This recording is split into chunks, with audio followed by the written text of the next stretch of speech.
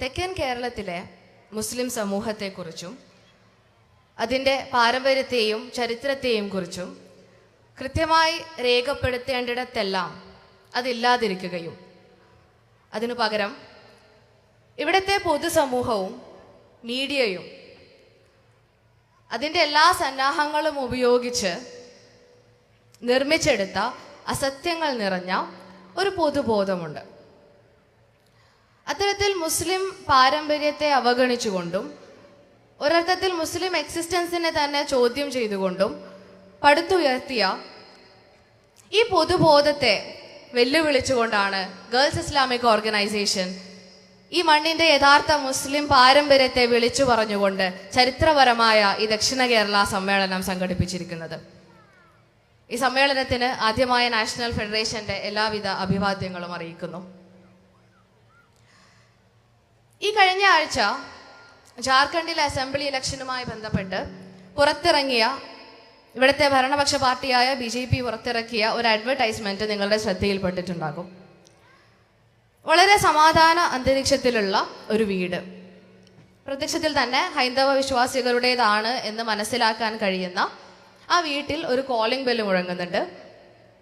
അവിടുത്തെ ഗൃഹനാഥൻ വാതിൽ തുറക്കുമ്പോൾ കാണുന്നത് ഒരു വലിയ ആൾക്കൂട്ടത്തെയാണ്.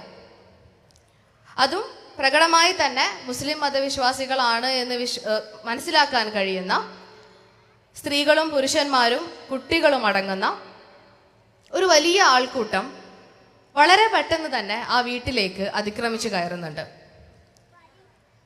പിന്നീട് ആ പരസ്യത്തിലുടനീളം കാണാൻ സാധിക്കുന്നത് ദുർഗന്ധം വമിപ്പിക്കുന്ന രീതിയിൽ, വൃത്തിഹീനമായ രീതിയിൽ ഈ ആൾക്കൂട്ടം ആ വീട്ടിലെ ഓരോ മുക്കും മൂലയും കയ്യേറുകയാണ്. അങ്ങനെ ആ വീട്ടിലുള്ള വിഭവങ്ങളെല്ലാം ഉപയോഗിച്ചുകൊണ്ട് ആ വീട്ടുകാർക്ക് ദുസ്സഹമാകുന്ന രീതിയിൽ അവിടെ നിലനിന്നിരുന്ന സമാധാന അന്തരീക്ഷത്തെ ഇല്ലാതാക്കിക്കൊണ്ട് കടന്നു കയറിയ അതിക്രമികളായ ഇൻവേഡേഴ്സായി മുസ്ലിം സമൂഹത്തെ ചിത്രീകരിക്കുന്ന തികച്ചും ഇസ്ലാമോഫോബിക്കായ ഒരു അഡ്വർടൈസ്മെന്റ് ആയിരുന്നു അത്. പിന്നീട് ഇലക്ഷൻ കമ്മീഷൻ ഇടപെട്ടുകൊണ്ട് അത് പിൻവലിപ്പിക്കുന്നുണ്ട്. പക്ഷെ നമ്മൾ ആലോചിക്കുമ്പോൾ യഥാർത്ഥത്തിൽ ഈ രാജ്യത്ത് നിലനിൽക്കുന്ന മുസ്ലിം സമൂഹത്തെക്കുറിച്ചുള്ള പൊതുബോധം എന്നത് ഈ അഡ്വർടൈസ്മെന്റിനോട് സമാനമാണ്. എങ്ങനെയാണ് ഇവിടെ മുസ്ലിം സമുദായം ചിത്രീകരിക്കപ്പെട്ടിട്ടുള്ളത്? അത് നേരത്തെ സൂചിപ്പിച്ചതുപോലെ ഈ രാജ്യത്ത് നിലനിൽക്കുന്ന സമാധാന അന്തരീക്ഷത്തെ ഇല്ലാതാക്കാൻ കെൽപ്പുള്ള സ്വന്തമായി ഒരു രാജ്യം, ഒരു മുസ്ലിം രാജ്യം വകവെച്ച് നൽകിയിട്ടും അങ്ങനെ വകവെച്ച് നൽകാൻ ഇവർ ആരാണെന്നുള്ളത് വേറൊരു ചോദ്യമാണ്. പക്ഷെ ഇവിടുത്തെ മുഖ്യധാര മാധ്യമം, പ്രത്യേകിച്ച് സോഷ്യൽ മീഡിയയിൽ മുഴങ്ങുന്ന ഒരു ഭാഷ്യം അതാണ്. സ്വന്തമായ ഒരു മുസ്ലിം രാജ്യം വകവെച്ച് നൽകിയിട്ടും അങ്ങോട്ട് പോവാതെ ഇവിടെ നിൽക്കുന്നത് ഇവിടെ ബാക്കിയായ റിസോഴ്സസുകൾ കൂടി ഉപയോഗിക്കാൻ വേണ്ടിയാണ്, അല്ലെങ്കിൽ ഇവിടെ ബാക്കിയായ ഇതര സമുദായത്തിന്റെ എക്സിസ്റ്റൻസിന് തന്നെ ഭീഷണിയായിക്കൊണ്ട് പുറത്തുനിന്ന് വന്ന ഇൻവേഡേഴ്സായ ഒരു ഫനാറ്റിക് കമ്മ്യൂണിറ്റിയായാണ് മുസ്ലിം സമൂഹത്തെ ഇവിടെ ചിത്രീകരിച്ചിട്ടുള്ളത്. അല്ലെങ്കിൽ ഈ അടുത്ത് നമ്മൾ കണ്ടുകൊണ്ടിരിക്കുന്നത് പോലെ ഇന്ത്യയുടെ ചരിത്രത്തെ തിരുത്തി എഴുതുന്നത് അത്തരത്തിലുള്ള ഒരു നറേറ്റീവ് പ്രധാനമായും ഉപയോഗിച്ചുകൊണ്ടാണ്. എന്നാൽ യഥാർത്ഥത്തിൽ ഈ ഒരു ചരിത്രം എന്നത് കേവലം സ്വാതന്ത്ര്യത്തിന് ശേഷം, അല്ലെങ്കിൽ ഈ ഒരു മുസ്ലിം അപരവൽക്കരണവും ഇസ്ലാമോഫോബിയവും സ്വാതന്ത്ര്യ ഇന്ത്യക്ക് ശേഷം തുടങ്ങിയ സംഭവ വികാസങ്ങളെല്ലാം മറിച്ച് അതിന് വർഷങ്ങൾക്ക് മുൻപ് തന്നെ മുസ്ലിം സമൂഹത്തിന് നേരെ വിദ്വേഷം ചൊലുത്തുന്ന, അവരെ മാറ്റി നിർത്തുന്ന സംഭവ വികാസങ്ങൾ നടന്നതായി നമുക്ക് കാണാൻ സാധിക്കും. അത്തരത്തിലുള്ള ഒരു ചരിത്രം ഉറങ്ങുന്ന മണ്ണിൽ കൂടിയാണ് നമ്മൾ ഇന്ന് സമ്മേളിച്ചിട്ടുള്ളത്. 1470കളിൽ അറേബ്യയിൽ നിന്നും കടൽ കടന്ന് ആദ്യം മാഹിയിലും പിന്നീട് തിരുവനന്തപുരത്തും താമസമുറപ്പിച്ച ബി ഉമ്മയുടെയും മകൻ മഹീൻ അബൂബക്കറിന്റെയും ചരിത്രമാണത്. അന്ന് ഈ രാജ്യത്ത്, ഈ പ്രദേശത്ത് നിലനിന്നിരുന്ന അനീതിയുടെയും അസഹിഷ്ണുതയുടെയും ജാതിവെറിയുടെയും സാമൂഹ്യ അന്തരീക്ഷത്തിലേക്ക് ഇസ്ലാമിന്റെ സമാധാനത്തിന്റെ സന്ദേശവുമായി വന്നവരായിരുന്നു അവരെന്ന് ചരിത്രം രേഖപ്പെടുത്തുന്നുണ്ട്. എന്നാൽ പുറത്തുനിന്ന് വന്നവരായതുകൊണ്ട് ഇവിടുത്തെ നാട്ടുരാജാക്കന്മാർ ഏർപ്പെടുത്തിയ കപ്പം അല്ലെങ്കിൽ നികുതി ചുമത്താൻ തയ്യാറാകാത്തതിന്റെ പേരിൽ വിവേചനം അനുഭവിച്ചവർ കൂടിയായിരുന്നു അവർ. പിന്നീട് ഉമർ ഖാലി ബ്രിട്ടീഷുകാരോട് പറഞ്ഞതുപോലെ ദൈവത്തിന്റെ ഭൂമിയിൽ നികുതി നൽകാൻ തയ്യാറല്ല എന്ന് ഉറക്കെ പ്രഖ്യാപിച്ച, തന്റെ എക്സിസ്റ്റൻസിന് വേണ്ടി, തന്റെ നിലനിൽപ്പിന് വേണ്ടി, മുസ്ലിം ആയിരിക്കെ തന്നെ ഈ നാട്ടിൽ നിലകൊള്ളാനുള്ള അവകാശത്തിന് വേണ്ടി പോരാടിയ മഹീൻ അബൂബക്കറിന്റെയും ബിയുമ്മയുടെയും ചരിത്രം ഉറങ്ങുന്ന മണ്ണുകൂടിയാണ് ഇത്. അത്തരത്തിലുള്ള പോരാട്ടത്തിന്റെ പേരിൽ മഹീൻ അബൂബക്കർ കൊല്ലപ്പെടുകയുണ്ട്. എന്നാൽ പിന്നീട് ഭീമാപള്ളിക്ക് പറയാനുള്ളത് മറ്റൊരു ചരിത്രം കൂടിയാണ്. നമുക്കറിയാവുന്നതുപോലെ 2009 മെയ് മാസത്തിൽ നടന്ന കേരള ചരിത്രത്തിലെ ഏറ്റവും അധികം കാഷ്വാലിറ്റീസ് രേഖപ്പെടുത്തിയ ഭീമാപള്ളി വെടിവെപ്പാണ് അത്. സംഭവ സ്ഥലത്ത് 6 പേരും അതിനുശേഷം 3 പേരും മരണപ്പെട്ട കേരള ചരിത്രത്തിൽ തന്നെ ഏറ്റവും വലിയ കാഷ്വാലിറ്റീസ് രേഖപ്പെടുത്തിയ പോലീസ് ഫയറിംഗ് ആണ് അത്. ഈ സംഭവത്തെക്കുറിച്ച് പഠിക്കുമ്പോഴും ഭീമാപള്ളി എന്ന പ്രദേശത്തെക്കുറിച്ച്, അവിടെ തിങ്ങിപ്പാർക്കുന്ന മുസ്ലിം കമ്മ്യൂണിറ്റിയെക്കുറിച്ച്, ഈ നാട്ടിൽ നിലനിന്നിരുന്ന ഒരു പൊതുബോധം നമുക്ക് കാണാൻ സാധിക്കും. പ്രശ്നക്കാരായ, നിയമലംഘന പ്രവർത്തനങ്ങൾ നടത്തുന്ന, പോലീസിന് സമാധാനപരമായി ആ പ്രദേശത്തേക്ക് കയറി ചെല്ലാൻ പോലും കഴിയാത്ത രീതിയിൽ പ്രശ്നങ്ങൾ സംഭവിച്ചുകൊണ്ടിരിക്കുന്ന ഒരു പ്രദേശമായി അതിനെ ചിത്രീകരിക്കുകയും പിന്നീട് അവിടെ യാതൊരു തെളിവുകളും ഇല്ലാത്ത ഒരു കലാപത്തെക്കുറിച്ചും അതിൻ്റെ ഗൂഢാലോചനയുടെയും കഥകൾ രചിച്ചുകൊണ്ട് പോലീസ് അവിടേക്ക് കടന്നു ചെല്ലുകയും മുസ്ലിം നാമധാരികളായ അല്ലെങ്കിൽ മുസ്ലിം വിശ്വാസികളെ ഉന്നം വെച്ചുകൊണ്ട് ഫയറിംഗ് നടത്തുകയും ഉണ്ടായി. യഥാർത്ഥത്തിൽ ഈ 2 സംഭവങ്ങളും വിളിച്ചു പറയുന്നത് മുസ്ലിം ആയതിൻ്റെ പേരിൽ തങ്ങൾക്കിവിടെ നിലനിൽക്കാനുള്ള അവകാശത്തിന് വേണ്ടി പോരാടിയ ഒരു സമൂഹത്തിൻ്റെ ചരിത്രമാണ്. ഞാൻ പറഞ്ഞു വരുന്നത് ഇത്തരത്തിലുള്ള ഒരു ഇന്ത്യൻ സാമൂഹിക രാഷ്ട്രീയ സാഹചര്യത്തിലേക്കാണ് സർഗാത്മക വിദ്യാർത്ഥിനി പ്രതിപക്ഷമായി ഗേൾസ് ഇസ്ലാമിക് ഓർഗനൈസേഷൻ കടന്നു വരുന്നത്.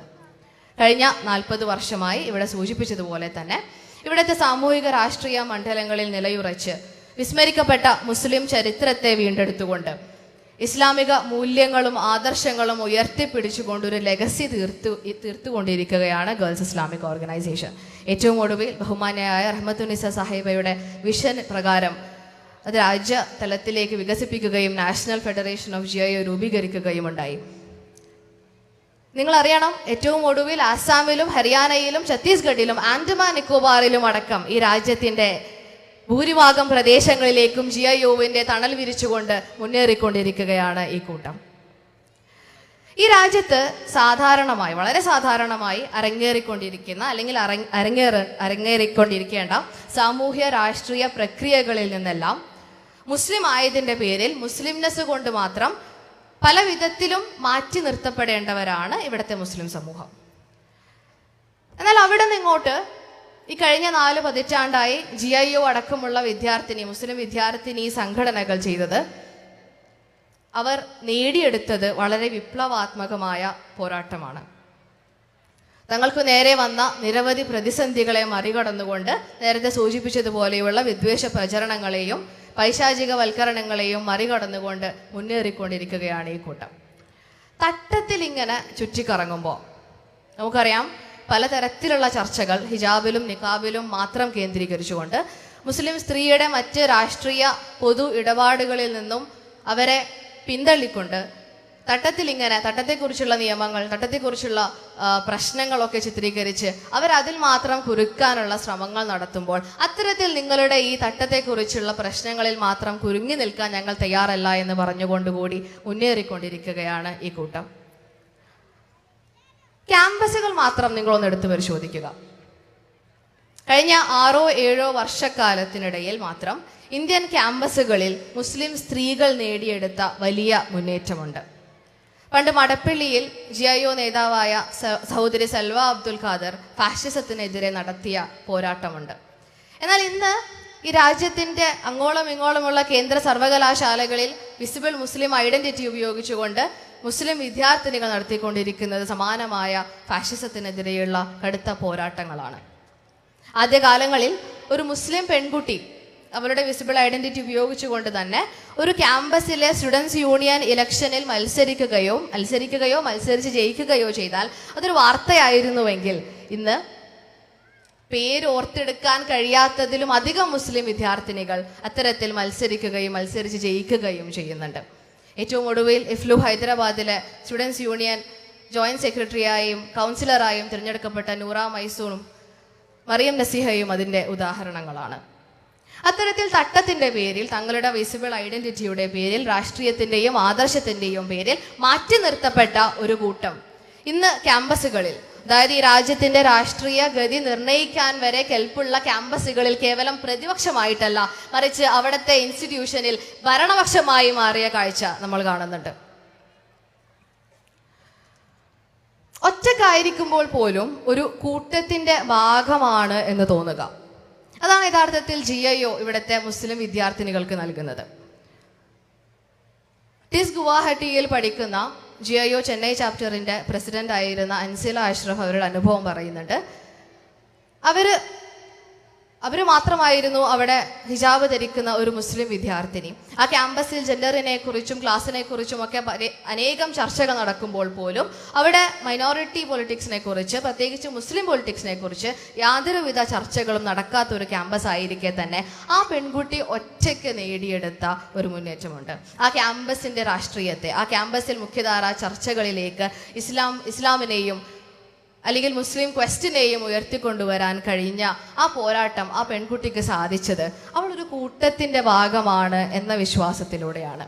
ഞാനൊരു ക്യാമ്പസിൽ ഒറ്റക്കാണ് എങ്കിലും എനിക്ക് എന്നോടൊപ്പം കൂടാൻ 3, 4, 5 മെമ്പർമാരില്ലെങ്കിൽ കൂടിയും, എനിക്ക് ചർച്ച ചെയ്യാൻ ആളുകളില്ലെങ്കിൽ കൂടിയും, ഞാൻ വിശ്വസിക്കുന്ന ആദർശത്തെ ഉയർത്തിപ്പിടിക്കാനും ഞാൻ മുന്നോട്ട് വെക്കാൻ ഉദ്ദേശിക്കുന്ന നിലപാടുകളെ കൃത്യമായി മുന്നോട്ട് വെക്കാനും എനിക്ക് സാധിക്കുന്നുണ്ട് എങ്കിൽ അത് ഞാൻ വിശാലമായ ഗേൾസ് ഇസ്ലാമിക് ഓർഗനൈസേഷൻ എന്ന സംഘടനയുടെ ഭാഗമാണ് എന്ന വിശ്വാസത്തിൽ കൂടിയാണ്.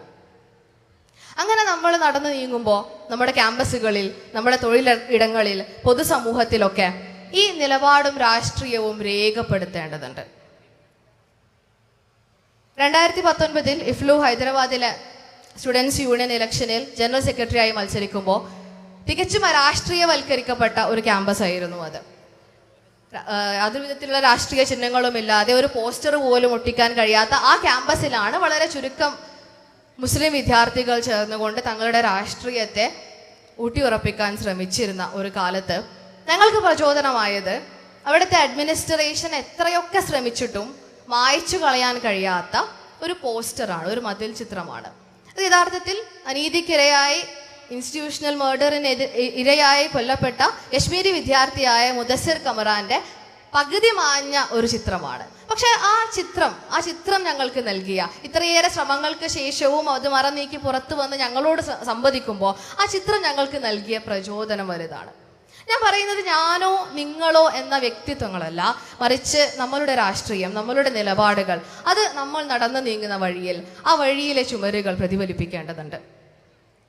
വെറും ഒരു വടി കൊണ്ടാണല്ലോ സുഹൃത്തുക്കളെ മില്യൺ കണക്കിന് ഡോളറുകൾ മുടക്കി ഇസ്രയേൽ പടുത്തുയർത്തിയ പബ്ലിക് ഇമേജിനെ ഗസയിൽ ഈ കഴിഞ്ഞ യുദ്ധം തുടങ്ങിയതിന് ശേഷം മാത്രം $7 മില്യൺ മറ്റോ യൂട്യൂബ് ആഡ്സിനായി മാത്രം മാറ്റിവെച്ചു എന്ന് പറയപ്പെടുന്നുണ്ട്. അത്തരത്തിൽ മില്യൺ കണക്കിന് ഡോളറുകൾ മുടക്കി പടുത്തുയർത്തിയ ഇസ്രയേലിന്റെ PR ഇമേജിനെ വെറും ഒരു വടി ഉപയോഗിച്ച് തകർത്ത് കളഞ്ഞ യഹ്യാ സിൻവാറിന്റെ ലെഗസിയുണ്ട്.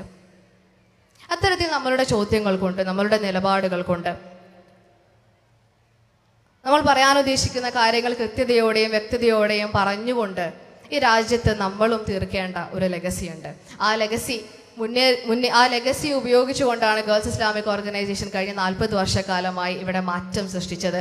ആ ലെഗസി തന്നെ ഉപയോഗിച്ചുകൊണ്ടായിരിക്കും വരാനിരിക്കുന്ന അനേകം വർഷങ്ങളിലും ഗേൾസ് ഇസ്ലാമിക് ഓർഗനൈസേഷൻ ഇവിടെ മാറ്റം സൃഷ്ടിക്കാൻ ശ്രമിച്ചുകൊണ്ടിരിക്കുന്നതും എന്നത് നമുക്കുറപ്പാണ്. ഇവിടെ ചോദ്യം ഒന്ന് മാത്രമാണ്: ഞാനും നിങ്ങളും ആ സംഘടനയുടെ ഭാഗമാകാൻ തയ്യാറാണോ?